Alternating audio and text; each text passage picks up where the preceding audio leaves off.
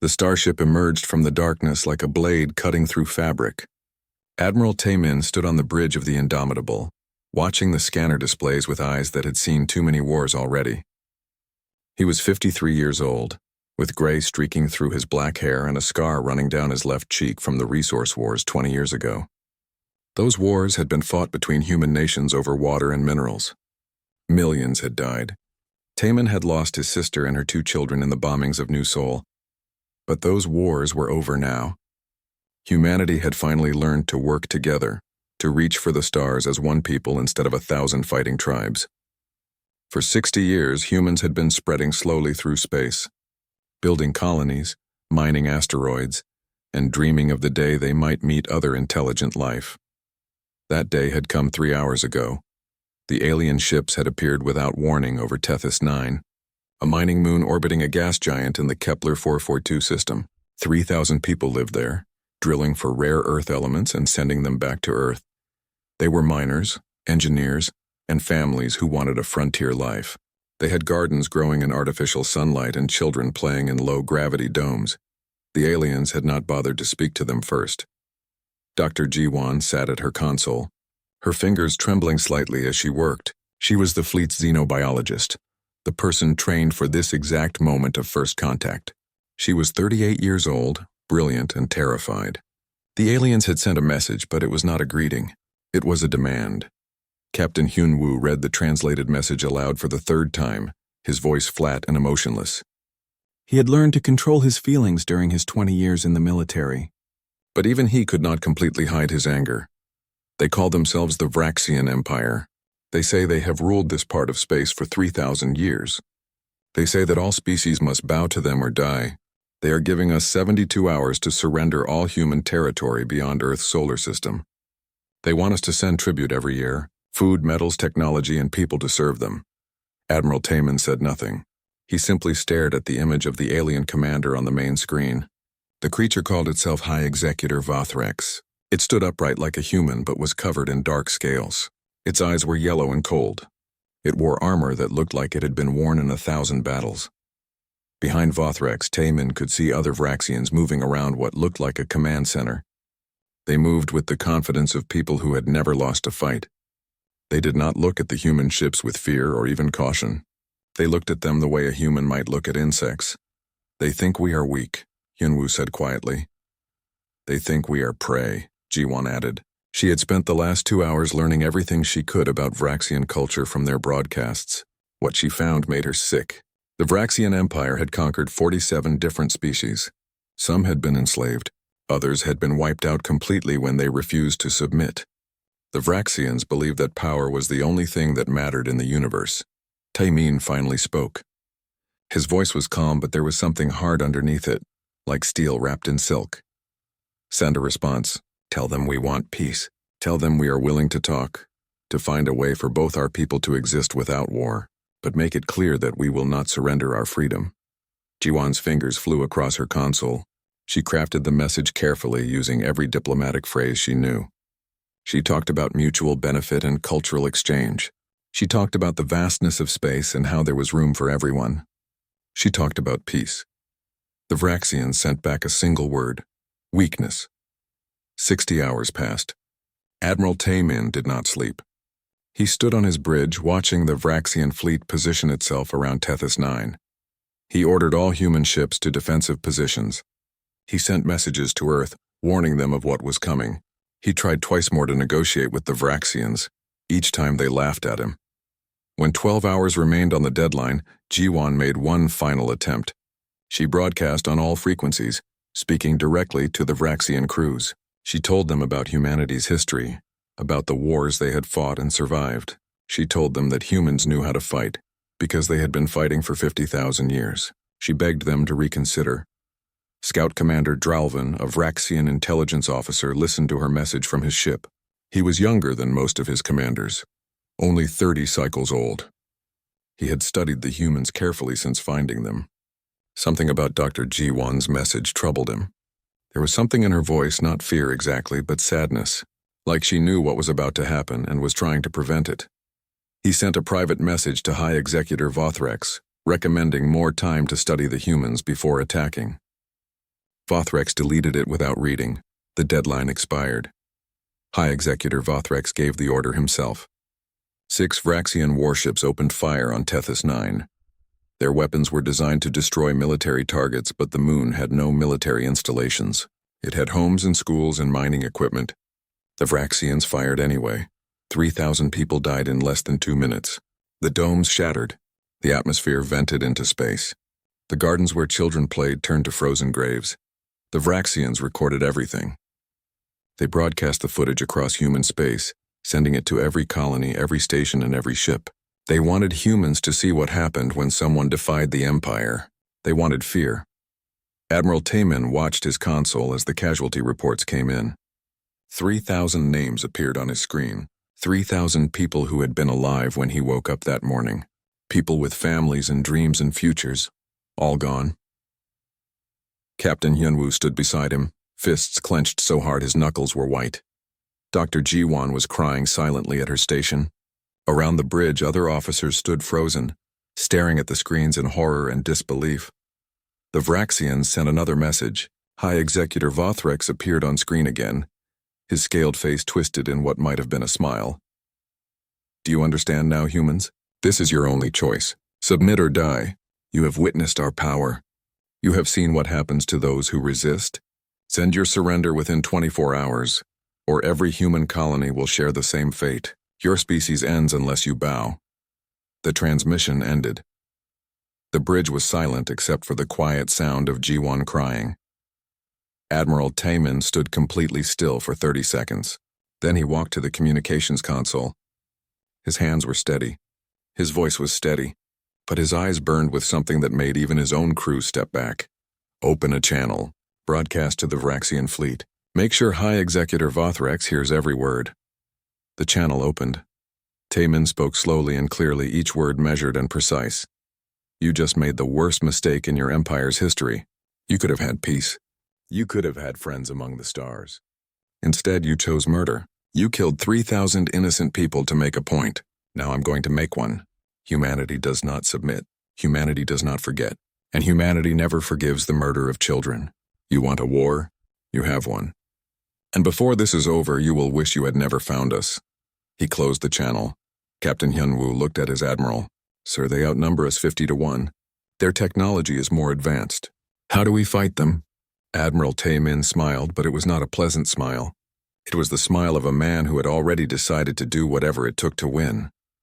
We fight them the way humans have always fought when someone stronger tried to destroy us. We make them bleed for every meter of space. We make them pay for every ship with 10 of their own. We show them that defeating humanity is not the same as winning, and we teach them something their empire forgot a long time ago. What's that, sir? That the most dangerous thing in the universe is not the strongest species. It's the one with nothing left to lose.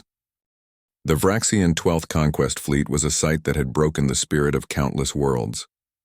300 warships moved through space in perfect formation, their hulls painted with the marks of victories stretching back centuries. At its head flew the battleship Eternal Dominion, commanded by War Master Krethnar, a veteran of 30 successful campaigns. Krethnar stood in his command chamber, studying the tactical displays with satisfaction. The humans had chosen death over surrender. This pleased him. It had been too long since the Empire had faced an enemy foolish enough to fight back. Most species begged for mercy after the first demonstration. The humans had simply declared war. How long until we reach their defensive line? He asked his tactical officer. 6 hours, War Master. They have positioned 47 ships at the Helios Gate, a strategic choke point but inadequate for a real defense. Krethnar laughed. 47 ships against 300. The humans were either brave or stupid, perhaps both. On the human side of the Helios Gate, Admiral Tamin gathered his commanders in a virtual meeting.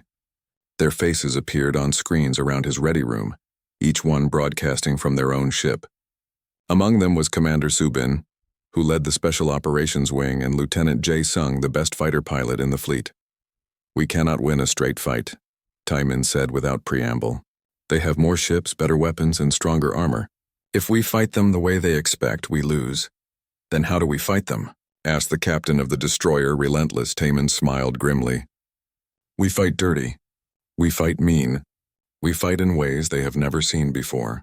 Captain Hyunwoo has prepared our tactical plan. Listen carefully. Hyunwoo brought up a holographic display of the Helios Gate. The area was filled with asteroid debris and the wreckage of old mining stations. It was a maze of rocks and metal that made navigation difficult. The Vraxians fight in formation, Hyunwoo explained. They rely on coordinated fire and overwhelming force. Their tactics have not changed in centuries because they have never needed to change. We are going to use that against them. He pointed to different areas of the display. First wave, we meet them head-on. We take damage. We retreat. They will think we are broken and chase us into the debris field. Second wave, we split apart. No formation. No predictable patterns. Every ship becomes an independent hunter. Third wave, we reveal our surprises. Lieutenant Jae-sung leaned forward. What surprises, sir? Engineer Dae-hyun appeared on another screen. He was a thin man with thick glasses and a nervous habit of pushing them up his nose, but his eyes gleamed with something that looked almost like madness. We have been very busy for the last 3 days, Dae-hyun said. The Vraxians fight honorably. They attack military targets. They follow rules of engagement.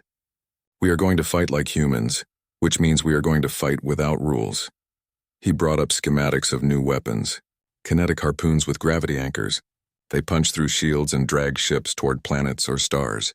Nanite clouds that eat through hull plating faster than repair systems can fix them. Minefields that look like debris until something gets close. And my personal favorite, ships rigged to self-destruct with nuclear payloads if they are boarded. The Vraxians like to capture enemy vessels intact. They will learn not to try that with us. There was silence on the channel. Then Commander Subin spoke up, her voice hard. My teams are ready for infiltration work. Once the battle starts and things get chaotic, we can slip boarding parties onto their supply ships. We disable their logistics. No fuel, no ammunition, no spare parts. Let's see how brave they are when they are stranded in the dark.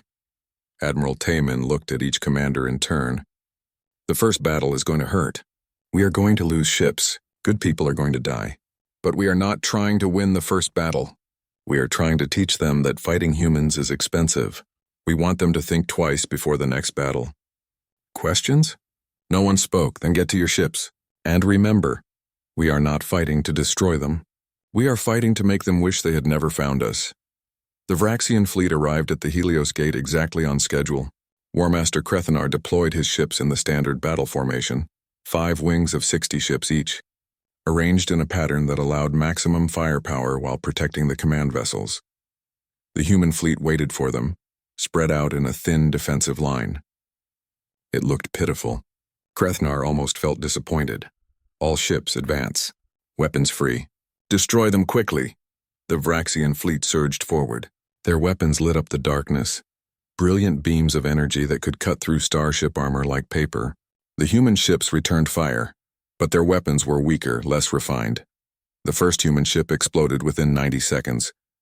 Then a second. Then a third. Krethanar watched the tactical display with satisfaction. This would be over in less than an hour. Then the humans broke formation and ran.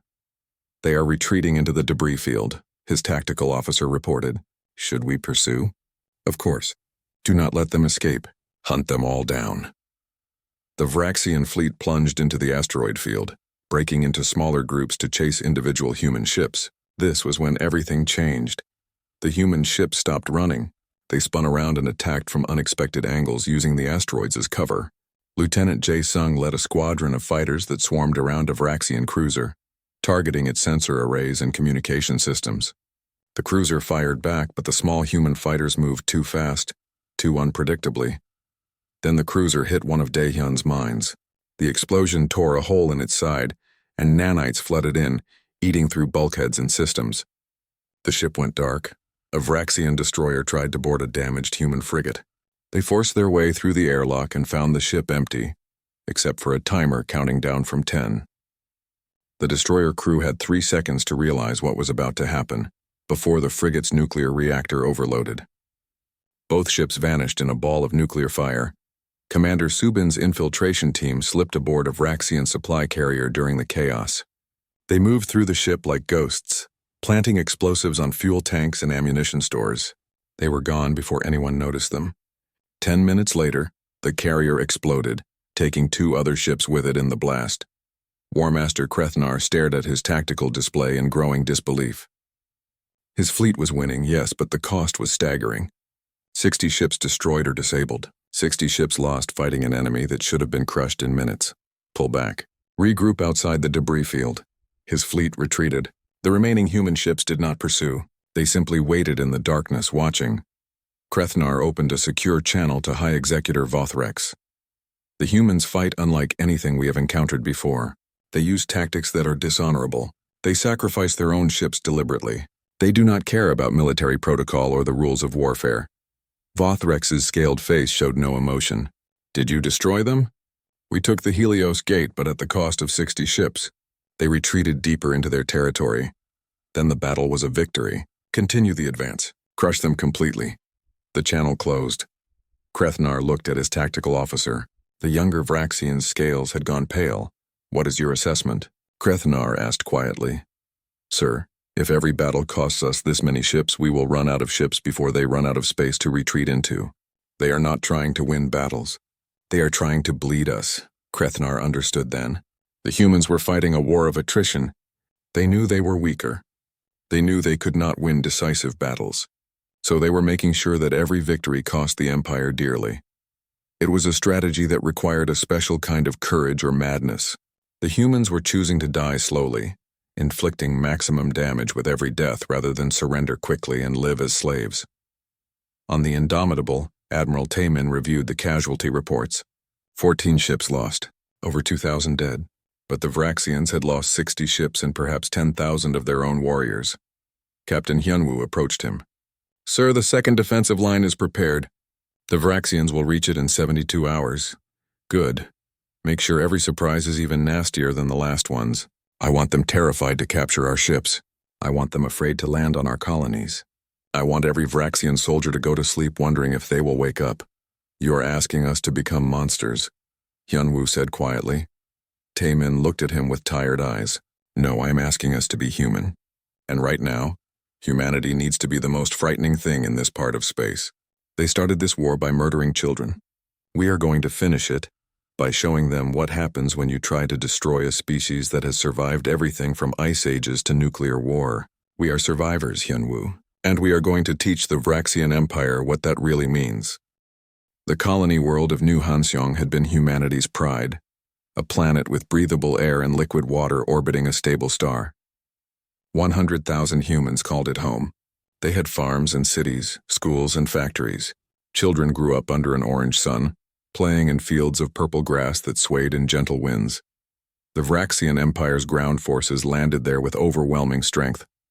5 legions, 50,000 soldiers armed with weapons that could level buildings and armor that could withstand human bullets.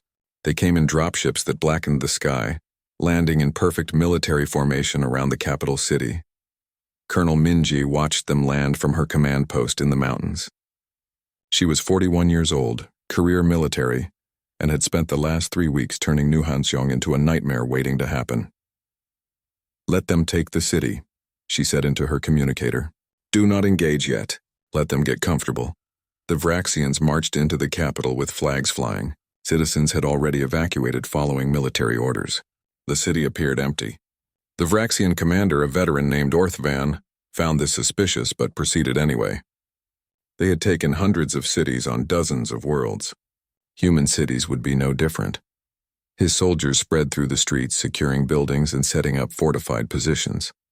They found the city's power grid intact and functioning. They found supplies in warehouses. Everything seemed too easy. It was. Private Sung-ho crouched in a basement 3 blocks from the main Vraxian position. He had been a construction worker before the war, helping build the very city the Vraxians now occupied. He knew every pipe, every wire, every support beam. He knew exactly where to place the explosives. He pressed the detonator. 4 city blocks collapsed simultaneously. Buildings that looked solid were actually hollowed out. Their supports weakened just enough to hold until triggered. Hundreds of Vraxian soldiers vanished into rubble. Those who survived found themselves trapped in collapsed structures designed to become death traps. This was only the beginning. Dr. Yoon Seo worked from a mobile broadcasting station hidden in the wilderness. She had a doctorate in psychology and had spent years studying manipulation and propaganda. Now she was using that knowledge as a weapon. Every night, speakers hidden throughout the city played sounds. Sometimes it was human music, soft and haunting. Sometimes it was recorded messages. But always it prevented sleep. Vraxian soldiers grew exhausted, their minds frayed by constant noise. The messages were carefully crafted. They did not threaten. They did not insult. Instead, they asked questions. Vraxian soldier, do you know why you are here? Do you know what your commanders told the humans before they attacked? They killed 3,000 civilians as a demonstration. 3,000 people who never threatened you. Does this make you proud? Does this honor your ancestors? Interrogator Zelnith listened to these broadcasts from his intelligence station. He was responsible for questioning captured humans, learning their tactics and breaking their will. But something about the broadcast troubled him. The first human prisoner he interrogated was a woman named Hana, a schoolteacher who had stayed behind to fight. She was injured, exhausted, and should have been terrified. Instead, she looked at him with calm, tired eyes. Why do you fight? Zelnith asked her in translated speech. You cannot win. Your weapons are inferior. Your numbers are smaller. Surrender now and you will be treated well. Hana laughed, a bitter sound. You do not understand humans at all, do you? We have been killing each other for 50,000 years. We survived ice ages that should have wiped us out. We survived plagues that killed half our population. We survived wars where we dropped nuclear bombs on our own planet. We are very, very good at surviving, and we never ever give up when someone tries to destroy us. You speak of pride, but pride cannot stop plasma weapons. No, Hana agreed. But spite can keep us fighting long after pride dies. Rage can fuel us when hope runs out. And memory, remembering what you did to Tethys 9, that keeps us going even when we are too tired to stand. You killed children to scare us. All you did was make us angry. Zelnith reported this conversation to his superiors. They dismissed it as the ravings of a broken prisoner, but Zelnith had looked into Hana's eyes. She was not broken. She was not even afraid. She was simply determined, with the kind of determination that did not care about costs or consequences. Commander Subin led her special operations teams through Vraxian-controlled territory like phantoms. They did not attack large targets. Instead, they sabotaged supply lines, poisoned water that Vraxian biology specifically needed, and assassinated officers while they slept. They left messages written in Vraxian script, using chemical compounds that glowed in ultraviolet light visible to Vraxian eyes, but invisible to humans. The messages were simple: go home. We will follow if you do not. After 3 weeks, the Vraxian position on New Hanseong had become untenable. They controlled the city center, but everything beyond was a killing ground. Supply convoys needed armed escorts of hundreds of soldiers. Officers could not sleep without guards. Every building might contain traps. Every street corner might hide snipers. Private Sung-ho and teams like his made the city itself into a weapon. They flooded subway tunnels at precise times, drowning Vraxian patrols. They triggered building collapses that looked like accidents but were carefully calculated. They poisoned food supplies that Vraxians had captured, using chemicals that were harmless to humans but deadly to Vraxian physiology. Dr. Yoon Seo escalated her psychological campaign. She began broadcasting interviews with captured Vraxian soldiers. But instead of torturing them, she simply talked to them. She asked about their homes, their families, their reasons for serving the Empire. She treated them like people. Then she broadcast these conversations across all frequencies, letting other Vraxian soldiers hear their comrades talking about how the Empire treated them as expendable, how their commanders sent them into meat grinders for glory, how they had never questioned their orders until now. Grand Strategist Vexcor reviewed the reports from New Hanseong in his office aboard the command station. He was old, even by Vraxian standards, and had served the Empire for 70 cycles. He had planned the conquests of 17 species, but nothing in his experience had prepared him for humans. The numbers told a story that made his scales itch with unease. The Vraxian Empire was winning every battle but losing the war. They had superior technology, larger fleets, and better weapons. But every victory cost more than the last one. Every planet they took required more soldiers to hold. Every supply line stretched thinner, and the humans just kept fighting. Vexcor pulled up casualty projections. At the current rate, the Empire would achieve total victory over humanity in approximately 4 years. But the cost would be 80% of the military, 50% of the economy, and the loss of control over dozens of subject species who would use the distraction to rebel. Winning the war would destroy the empire. He drafted a report recommending negotiated peace. He sent it to High Executor Vothrex. The response came back within an hour. Victory or death.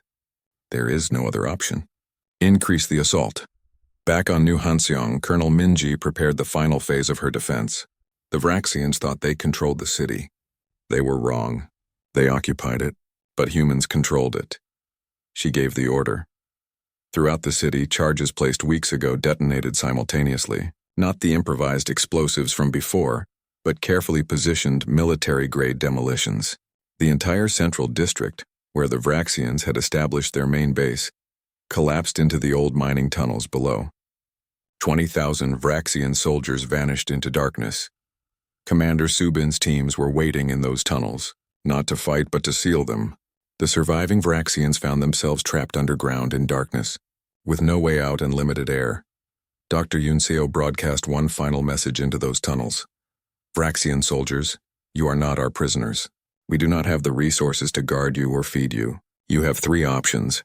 You can dig yourselves out, which will take weeks and most of you will die. You can wait for rescue, which will not come because your commanders consider you already dead. Or you can surrender to us and we will feed you and treat your wounds and return you to your people when this war ends.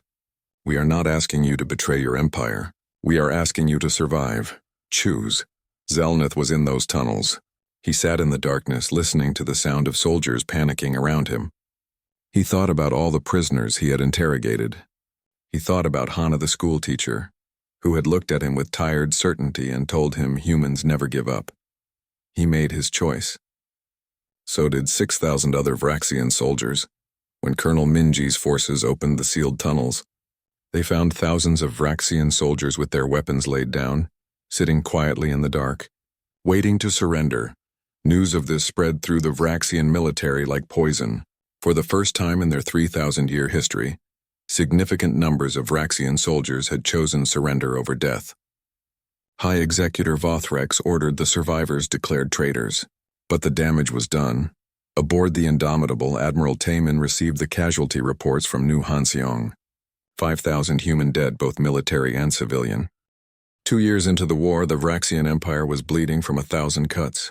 High Counselor Threnzak stood in the Grand Council chamber, looking at reports that would have been unthinkable 3 years ago. The empire that had dominated this region of space for 3 millennia was collapsing. Threnzak's was old. His scales faded to pale gray, and he had served on the council for 40 cycles. He remembered when the empire was strong, when their fleets were invincible, when subject species bowed without question. Now everything was falling apart, and the cause was a single species that refused to submit. The rebellion on HFY has claimed 3 more colonies, reported the intelligence minister. The Vroth species have declared independence. The Keltheran Confederacy has stopped sending tribute. Our forces are too dispersed to respond to all these threats. How many ships have we lost fighting the humans? Threnzak asked, though he already knew the answer. 37% of our total military, nearly 1,500 vessels. Another 800 are damaged beyond immediate repair. The chamber fell silent. In 2 years, humanity had destroyed more Vraxian ships than had been lost in the previous century of conquest. High Executor Vothrex stood before the council, his armor scarred from battles. He looked diminished somehow, as if the weight of failure was crushing him physically. We need total commitment, Vothrex said, his voice harsh. Mobilize every ship. Conscript every able adult from every colony. Build new weapons. We crush humanity completely, whatever the cost.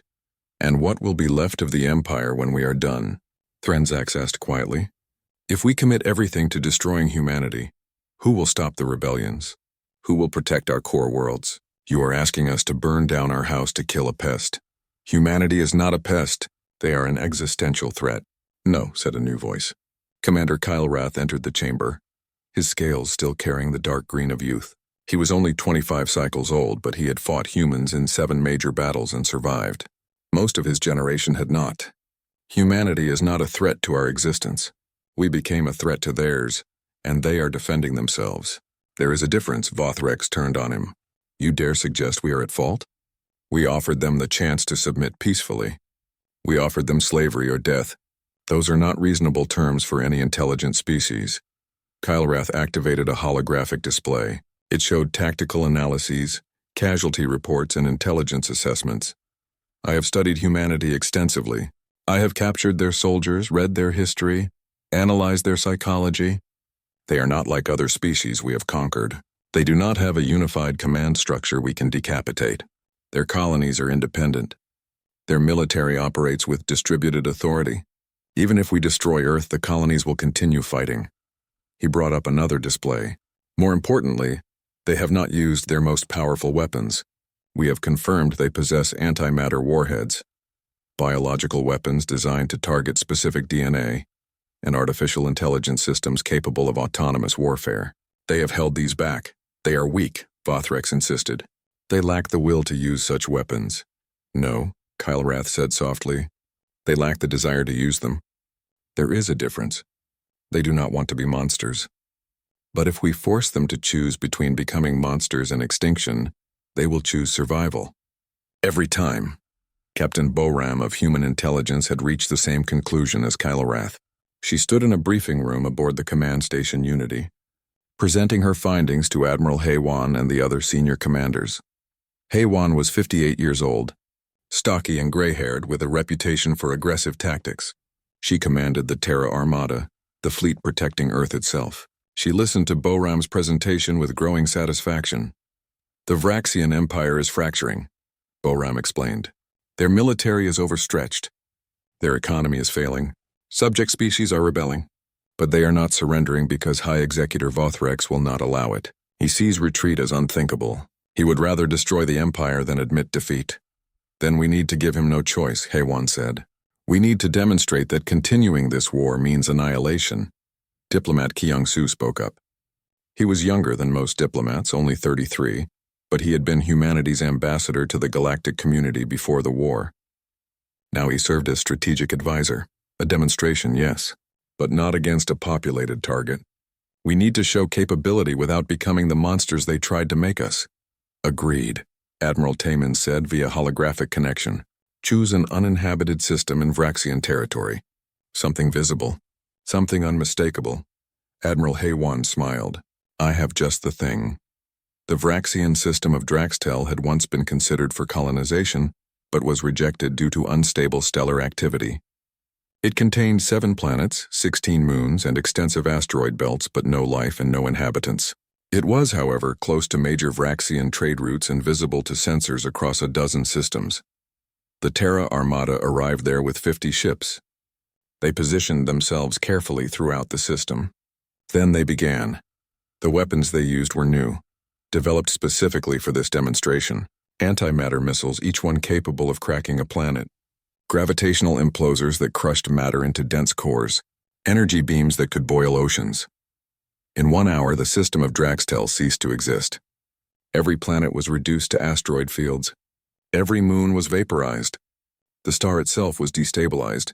Its fusion reaction disrupted in ways that would cause it to collapse into a neutron star within a century, Admiral Haywan broadcast. The footage across every communication channel the Vraxians used.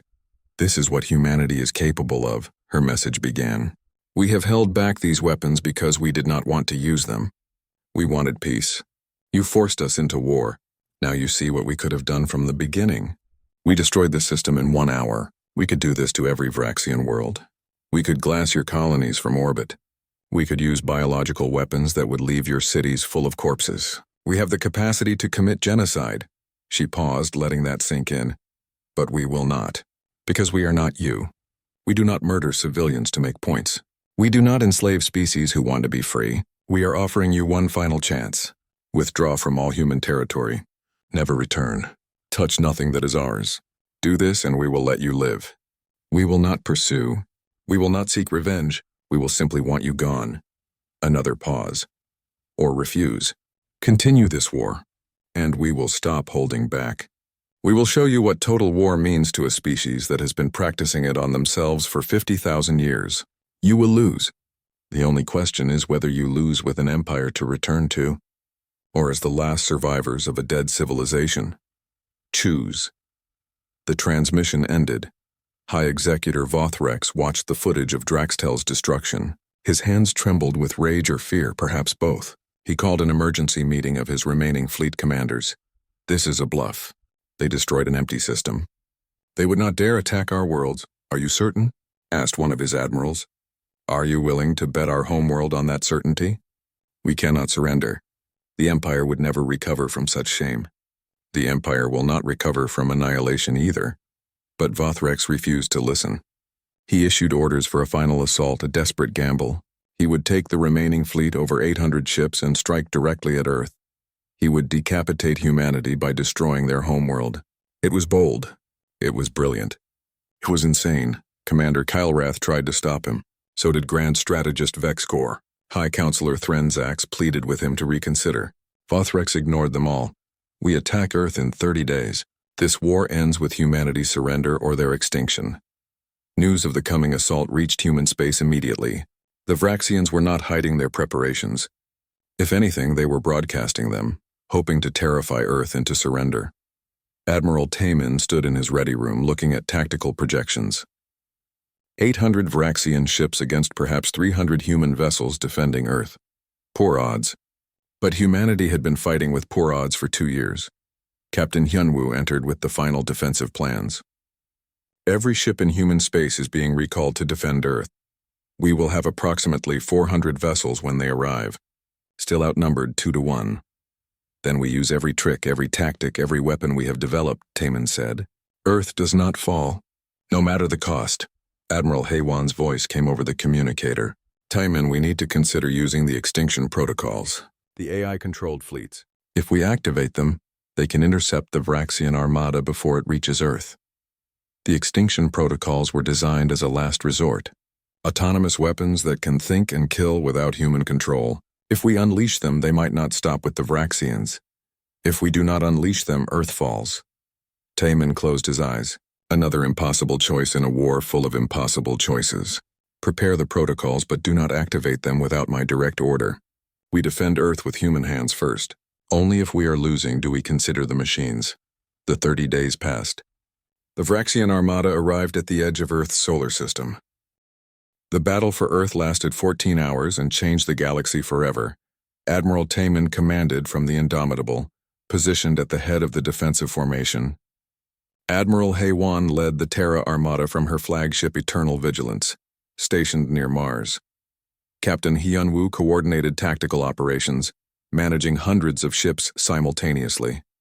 Lieutenant Jae-sung flew his fighter through hell itself, leading squadrons against impossible odds.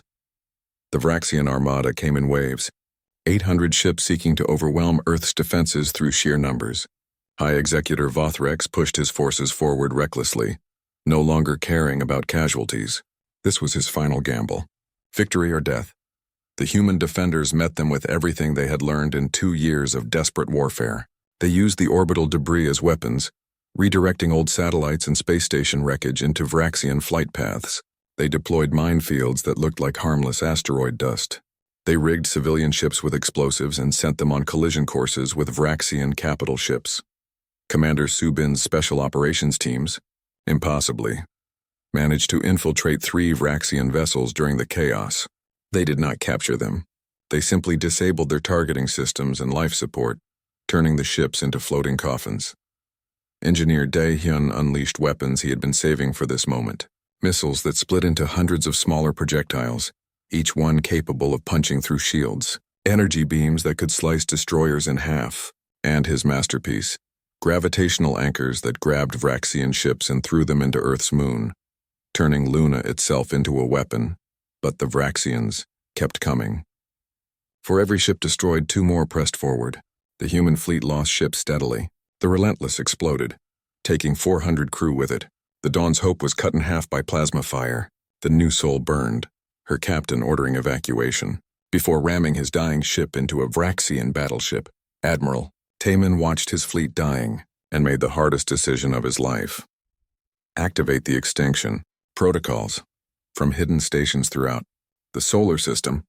Artificial intelligence systems awakened. Humanity had built them years ago as insurance against total annihilation. Machines that could think faster than biological minds.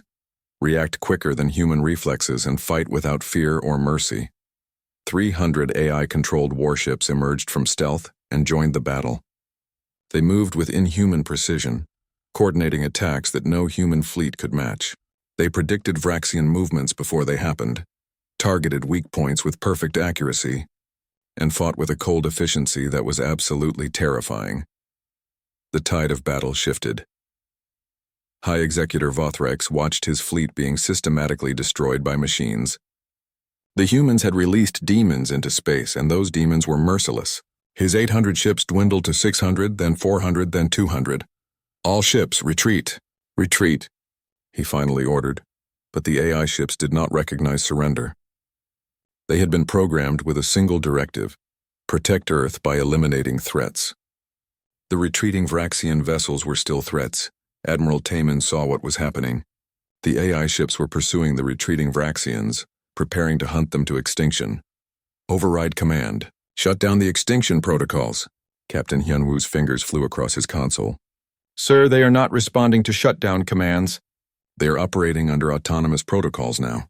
Then broadcast to the Vraxian fleet. Tell them to surrender completely, power down their weapons, and stop moving.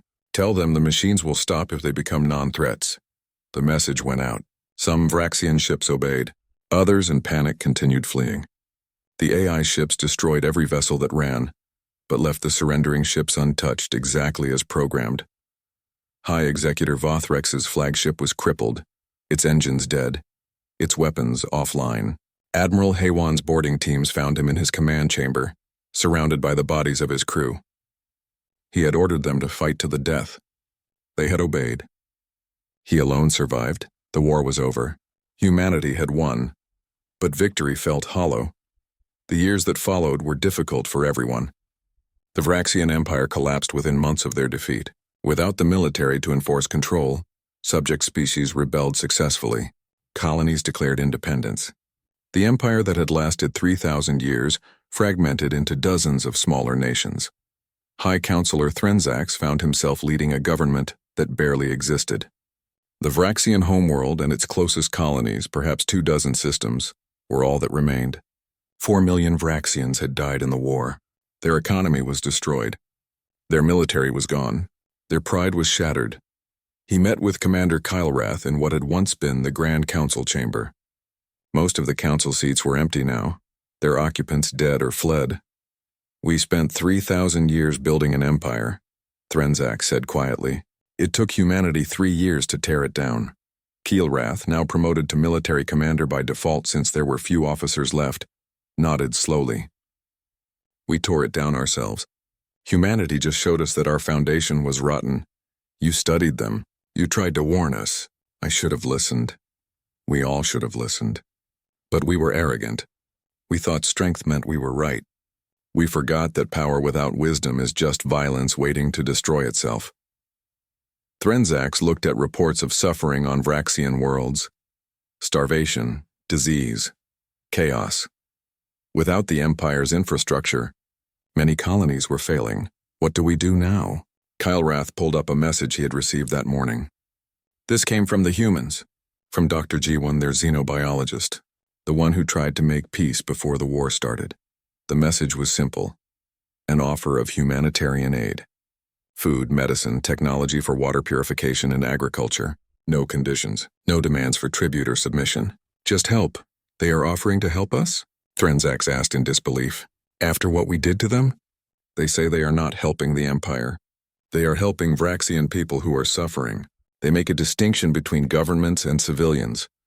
The message included footage from a memorial on Tethys 9, the site where 3,000 humans had died in the attack that started the war. The humans had built a monument there, a wall with the names of every person who died. The inscription read, "They wanted peace. Let them be the last." Threnzax felt something break inside him.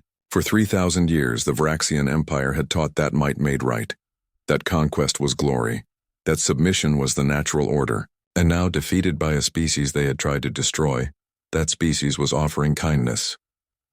"Accept their aid," he said, his voice heavy, "and send a message. Tell them we are sorry. Tell them we understand now."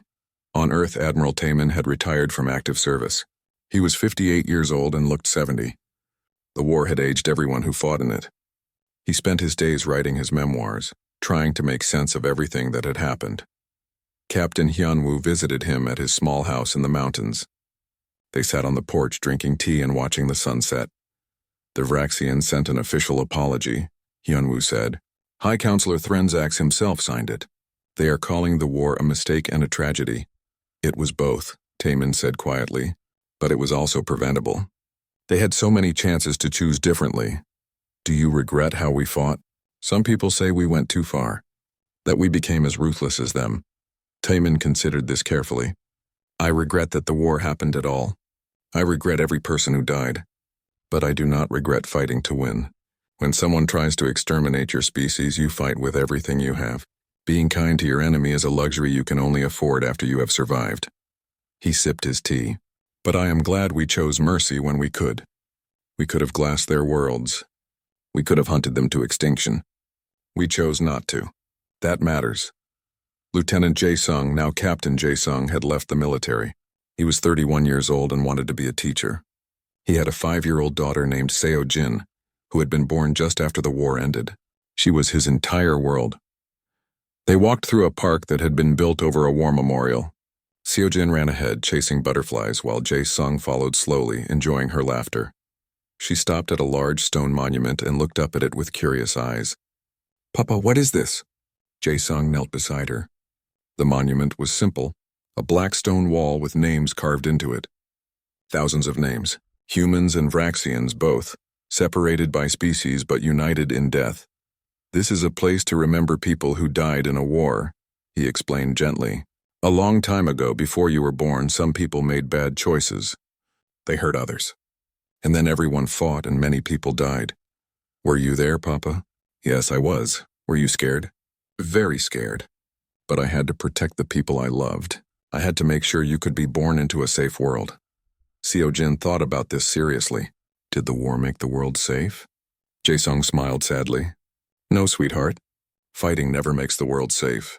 It just sometimes stops the world from becoming more dangerous.